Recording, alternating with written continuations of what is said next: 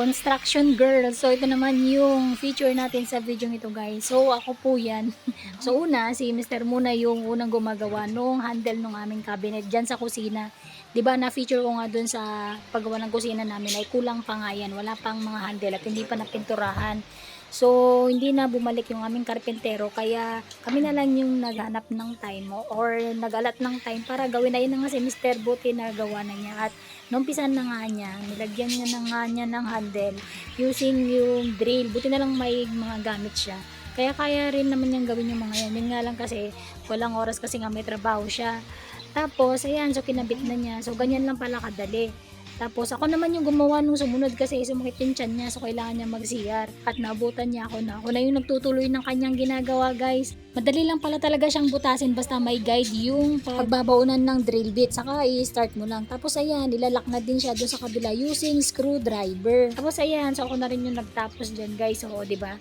So, may mga sulat na rin kasi or may mga marks na rin kasi siya na ginawa dyan.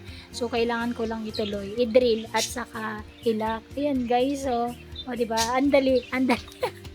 Andali lang pala. Inagawan ko ng trabaho si Mister.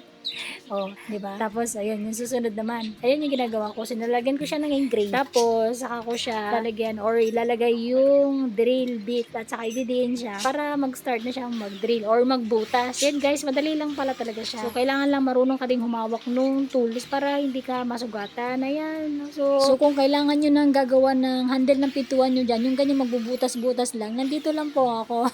Joke lang po. Just call me.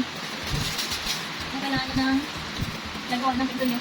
O, diba, just call me daw, sabi ni Ate Girl. Tapos, ayan, situloy ko yung aking ginagawa dun sa sunod na pinto.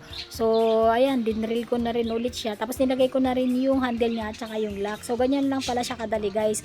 Tapos, ako na lahat tumapos niyan, pati dun sa taas. So, ayan na, kahit pa paano ay nalagyan na rin ng handle yung aming cabinet. Kulang pa nga yan ng pintura. So, susunod na lang ulit yan na gagawin namin ni Mr. pag nagkaroon ng time. Ayan, so, nalagyan na ng handle yung sa taas. Tapos, dun sa gilid. O, diba, ayos.